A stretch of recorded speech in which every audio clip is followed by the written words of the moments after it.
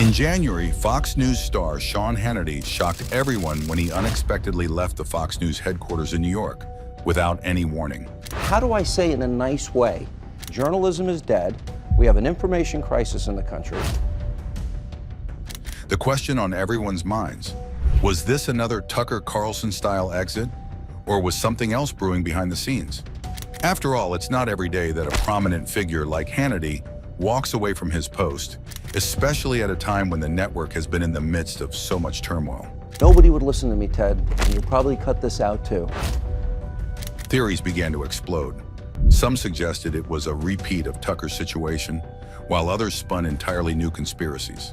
So what's really behind Hannity's sudden departure? And could this be the start of a bigger shift at Fox News? Sean Hannity's shocking decision to leave New York. At the beginning of this year, Sean Hannity revealed something unexpected, something that left many wondering. Why would a conservative media giant like him leave New York for Florida? It wasn't just any move. This was a calculated shift that would set the stage for a new chapter in his career and life. The outspoken Fox News host revealed on his radio show that he was packing up and relocating to the Sunshine State, with a major reason being its political landscape, which he found far more in line with his views than New York's. Hannity had already owned a property in Palm Beach, just a stone's throw from Mar-a-Lago. But this wasn't simply about finding a new address. This move signaled something much bigger. So why did he choose Florida? What was behind this dramatic shift? Let's break it down. On the January 2nd episode of the Sean Hannity Show on iHeartRadio, Hannity shared that he was now broadcasting from his new home, referring to Florida as the Free State of Florida. He didn't just praise the state's political atmosphere. He truly felt at home with the state's leadership, including figures like Governor Ron DeSantis and Senators Rick Scott and Marco Rubio. So what made him leave New York, where his show had been based for years? Could it be that Florida offered him a freedom New York simply couldn't? While many were curious about the real reasons behind Hannity's decision, it wasn't just about politics. Palm Beach had certain restrictions that prevented him from broadcasting from his private residence, and a local official confirmed this to the Palm Beach Daily News. The town has strict rules about running businesses from homes, and even the legendary Rush Limbaugh had to find commercial space when broadcasting from his oceanfront estate. Was this law the tipping point for Hannity? The timing seemed to suggest so. Despite what many believed, his Palm Beach townhouse wasn't his permanent residence. Property tax records showed that Hannity hadn't registered it as his primary home. This revelation was the first hint that something bigger was coming. Hannity's decision wasn't a spur-of-the-moment move. It was part of a larger plan. And that plan quickly took shape. Less than a year after his announcement, Hannity was living in a $23.5 million waterfront mansion in Manalapan, Florida. Now 62, he had made the bold leap from New York to this stunning property, which offers breathtaking views of both the Atlantic Ocean and the Intracoastal Waterway. The mansion, with nearly 12,000 square feet of space, boasts 8 bedrooms, 10.5 bathrooms, a swimming pool, and a private dock, an entertainer's dream. But what really made this house stand out were the meticulous renovations, making it a perfect blend of luxury and comfort. Would this mansion, nestled in Palm Beach County, be enough for Hannity to finally feel free in Florida? The house, originally listed at $29 million, was relisted for a more manageable $25,950,000 in October. With its large windows, open spaces, and spectacular views, it seemed to offer everything Hannity could want. Yet there's still the question of whether this is just the beginning of something even bigger. As if his Florida move wasn't bold enough, Hannity also sold his Long Island home for $12.7 million in cash just months before his relocation. His real estate journey showed that this wasn't a decision he made overnight. In fact, he had been making moves toward Florida since 2021, when he purchased a vacation property for $5.3 million. But as it turns out, his first Florida house wasn't quite enough for the kind of freedom he envisioned, so he upgraded to a grander, even more luxurious estate. With this new property in place, the questions surrounding Hannity's future continue. What does this move mean for his career? Will Florida offer him more opportunities for growth, both personally and professionally? And perhaps the most pressing question, is this the beginning of the end of his long association with Fox News? Only time will reveal how far Hannity will go in Florida, but it's clear that his decision to relocate is just the start of something new. Hannity's decision to move to Florida also ties into his long and successful career. Who exactly is Sean Hannity, and how did he get to this point? From his early days in broadcasting to becoming one of the most influential voices in conservative media, Hannity has built a career that blends political commentary with a distinctive, no-holds-barred style. What were the key moments that shaped his rise? Let's take a look at how Hannity's career has evolved over the years. Hannity's impressive rise in media. Sean Hannity's career didn't start in the spotlight. In fact, he took quite an unconventional path. How did the man who would become one of the most recognizable voices in conservative media get his start? Back in 1982, he kicked off his professional journey with a house painting business. Shortly after, he dove into the construction world, working as a building contractor in Santa Barbara, California. But it wasn't until 1989 that his true passion emerged: broadcasting. He launched his very first talk radio show at KCSB-FM, a college station at UC Santa Barbara. The show aired for 40 hours, but Hannity himself would later admit he wasn't exactly a natural. Can you imagine being so new to a career and still finding your voice? Hannity, while determined, recognized his own shortcomings at the time. He later confessed that he wasn't great at it and felt he was quite terrible. His time at KCSB didn't last long. The show was canceled after less than a year due to controversy surrounding his heated discussions on gay and lesbian rights. Although the American Civil Liberties Union, or ACLU, defended his First Amendment rights, the station's board, unwilling to publicly apologize, refused to extend his airtime. So Hannity, not one to back down, made the bold decision to move on. What would you do if your voice was stifled, but you knew your message deserved to be heard?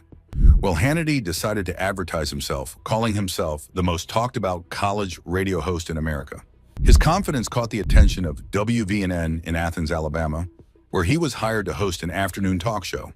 From there, his career picked up momentum. He moved to WGST in Atlanta in 1992, where he took over the slot previously held by Neil Bortz. But this was just the beginning.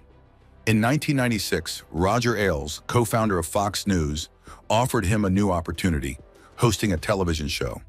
At first, it was called Hannity and Liberal to be Determined, but with the addition of Alan Colmes as co-host, the show transformed into Hannity and Colmes, where Hannity's conservative views collided with Colmes' liberal perspective, creating engaging debates that captured the nation's attention.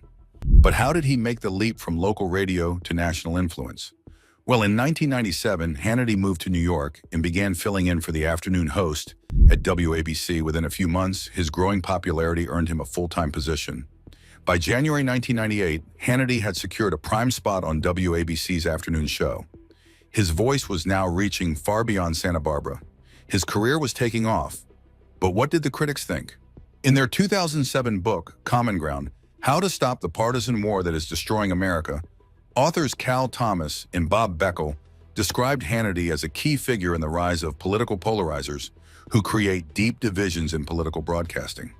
Hannity clearly had found his lane: strong opinions, unwavering commitment, and a clear divide between his perspective and others. By 2004, Hannity was extending his reach even further. He signed a 5-year contract with ABC Radio for $25 million, locking in the continued success of the Sean Hannity Show until at least 2009. But this wasn't just a local or national radio show. It was also broadcast on the Armed Forces Radio Network, reaching even more listeners across the globe. Fast forward to 2008, and Hannity signed a jaw-dropping $100 million deal to keep the show going for another 5 years. How does one go from humble beginnings to securing multi-million-dollar contracts? The answer lies in his hard work, bold moves, and unwavering commitment to his conservative beliefs. By 2018, the Sean Hannity Show was attracting over 13.5 million listeners weekly, making him one of the top talk radio hosts in the country. His influence was undeniable. In fact, in 2017, Hannity was ranked second in Talkers Magazine's Heavy 100, a prestigious list of the most influential people in talk radio. He was also ranked number 72 on Forbes' Celebrity 100 list in 2013. These accolades were just the tip of the iceberg. In January 2007, Hannity continued to expand his radio empire when Clear Channel Communications extended their agreement with him for 3 more years, including over 80 radio stations. Some of the top stations involved in the deal included KTRH in Houston, KFYI in Phoenix, WPGB in Pittsburgh, and WFLA in Tampa.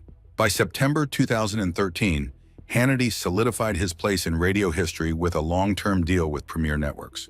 And in early 2014, he made more moves, securing deals to broadcast on several Salem communications stations across major cities like Detroit, Chicago, and Washington, D.C. Hannity wasn't just a radio giant. He was also making waves in television. He co-hosted Hannity and Colmes on Fox News, where he and Colmes shared their differing political opinions. Hannity, often seen as the voice of the right, didn't shy away from taking bold stances on social issues. For instance, despite his conservative views, Hannity openly supported birth control, a stance that led to heated discussions, especially with guests like Reverend Thomas Utnor, who opposed his position. Hannity even made headlines for suggesting that if the Catholic Church were to kick him out for his views on contraception, he'd consider joining Jerry Falwell's Thomas Road Baptist Church. Is this kind of boldness what propelled Hannity into the limelight? His unapologetic stances certainly garnered attention and sparked conversations across the nation. By January 2007, Hannity took on a new project, a Sunday night show on Fox News called Hannity's America. This show allowed him to further expand his influence, tackling political issues with his trademark blend of passion and intensity. Then, in November 2008, Alan Colmes decided to leave Hannity and Colmes, and Hannity took over the time slot with a show simply titled Hannity. The format remained similar, but the name change marked a new chapter for Hannity's career, solidifying his presence in the world of political commentary. Sean Hannity's career has been a whirlwind of bold moves, strategic decisions, and unwavering determination. From a house painter in California to one of the most influential figures in conservative media, his rise has been nothing short of remarkable. And as his career continues to evolve, one thing is clear: Hannity's voice will remain a powerful force in political broadcasting for years to come. The many facets of Sean Hannity. Sean Hannity's career goes beyond just being a prominent radio and TV host. He's also an accomplished author. Over the years, he's written 4 books, with his first 2, Let Freedom Ring, Winning the War of Liberty Over Liberalism, released in 2002, and Deliver Us from Evil, Defeating Terrorism, Despotism, and Liberalism, published in 2004, both landing on the New York Times bestseller list for nonfiction. In fact, his second book stayed on the list for 5 weeks. But here's an interesting tidbit. Hannity admits he doesn't always have the time to sit down and write, so he often recorded his thoughts while driving to his radio show. Talk about multitasking. His third book, Conservative Victory: Defeating Obama's Radical Agenda, was published by HarperCollins in March of 2010 and also made its way into the bestseller list. And during the same period, he was organizing freedom concerts, which were focused on country music, to raise money for charity. The concerts were a big deal, attracting large audiences and supporting causes close to Hannity's heart. But did everything go as planned with these charitable events? Unfortunately, not entirely. Conservative blogger Debbie Schlussel pointed out in 2010 that a significant portion of the concert funds didn't actually make it to the intended charity, Freedom Alliance. As the concerts were wrapping up, 2 major complaints were filed against Hannity. The Federal Trade Commission claimed that Hannity had misled people by suggesting all profits would go to a scholarship fund for the children of fallen military personnel. Simultaneously, the IRS alleged that Freedom Alliance had violated its charity status. These revelations led to the end of the concerts around that time, marking a controversial chapter in Hannity's career. But Hannity's story doesn't end with books and charity concerts. He's also made his mark in Hollywood. He appeared in movies and TV shows, showcasing his on-screen presence. In The Siege, he did a short voiceover as an unseen reporter. He also appeared as himself in Atlas Shrugged, Part 2, in the 2nd season of House of Cards. In 2017, he even went beyond acting and became an executive producer for the movie Let There Be Light, starring alongside Kevin Sorbo. Hannity's versatility has made him a recognizable figure in more than just the political realm. Now let's talk about one of the most surprising aspects of Hannity's career: real estate. By April 2018, he had built an enormous portfolio, reportedly owning at least 877 homes, valued at close to $89 million. Many of these properties were purchased with loans from the U.S. Department of Housing and Urban Development and are located in working-class areas. Hannity's approach to property management has raised eyebrows. How aggressive can one get with real estate management? Well, reports from the Washington Post suggest that Hannity's team has used eviction processes not just to remove tenants, but as a strategy to make money. Though Hannity owns a stake in over 1,000 properties, his managers say he doesn't play an active role in managing them. His real estate dealings reflect his entrepreneurial spirit. But they've also sparked some controversy. What's next for Sean Hannity? Sean Hannity has made a name for himself with a brand of bold commentary that's not without its share of controversies. But how far can this type of career take him? The Washington Post has called him out for sticking to stories that often turn out to be wrong. And the New York Times has described his blend of opinions and conspiracy theories as a confusing mix. While Hannity doesn't necessarily endorse these theories the way someone like Alex Jones does, he still talks about them in a way that keeps his audience hooked. In fact, this strategy allows him to dodge responsibility for some of the wilder ideas he promotes, as noted by the New York Times. Even the New Yorker weighed in, noting that Hannity has been able to spread unfounded conspiracy theories with little to no consequences. So how did Hannity get here? Back during George W. Bush's presidency, Hannity was a staunch supporter of the president's actions. But when Barack Obama took office, his focus shifted dramatically. Suddenly, Hannity began diving deep into topics that he claimed the liberal media was ignoring, like questions surrounding Obama's birthplace and the infamous Benghazi attack.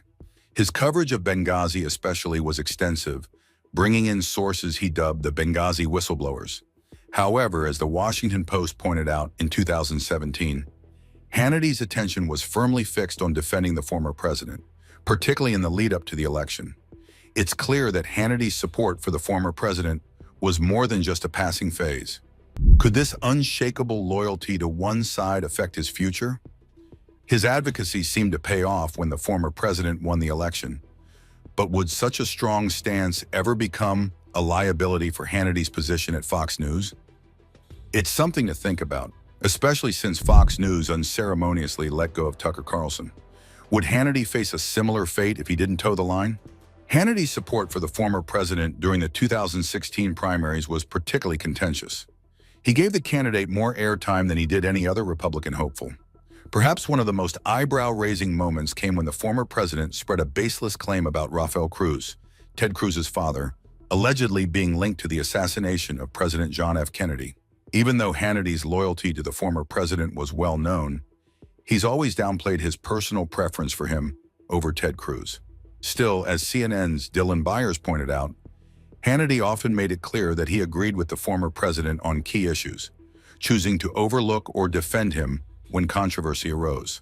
The tension between Hannity and Cruz reached a boiling point during an intense radio interview in April 2016. Cruz accused Hannity of being a strong supporter of the former president, while Hannity shot back, insisting that Cruz was unfairly attacking him for asking legitimate questions.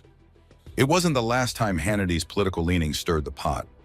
In August of that same year, Jim Rutenberg from the New York Times noted that Hannity was no longer just a supporter in the media, but had evolved into something more, a trusted advisor to the former president, giving him input on campaign strategy. This wasn't exactly a role Hannity was accustomed to, especially when he later went on to admit that he didn't consider himself a traditional journalist. But what's next for Sean Hannity? Could his career at Fox News be nearing an end? When Fox fired Tucker Carlson, many believed Hannity would step into Carlson's spot, but the network chose Jesse Waters instead. This move led some to believe that Fox News doesn't see Hannity in the same high regard as the public does. After all, in the corporate world, if they don't promote you to the top, it's a clear sign they don't value you as much as you think. As we head into the future, another factor raises questions about Hannity's continued presence at Fox News. Allegations of harassment. After Carlson's defamation lawsuit from Dominion Voting Systems, Hannity could soon find himself in the spotlight. Back in 2016, Hannity defended Roger Ailes when he was accused of sexual harassment. When Ailes passed away in 2017, Hannity paid tribute to him, calling him a second father. But that wasn't the only controversy Hannity was involved in. In the same year, Hannity also defended Bill Shine, a co-president at Fox News who faced accusations of covering up Ailes' alleged harassment. In another instance, Hannity was accused of making a female guest feel uncomfortable on his show, even offering money to anyone who would date her. Could Hannity's past actions come back to haunt him? And just like that, in 2017, after Bill O'Reilly was let go due to sexual harassment claims, Hannity invited him onto his show.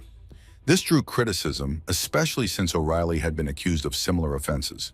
Hannity's defense of O'Reilly struck a chord with many, especially after he criticized Democrats for their treatment of Harvey Weinstein. With all these controversies hanging in the air, many people are left wondering if it's only a matter of time before Hannity faces serious consequences.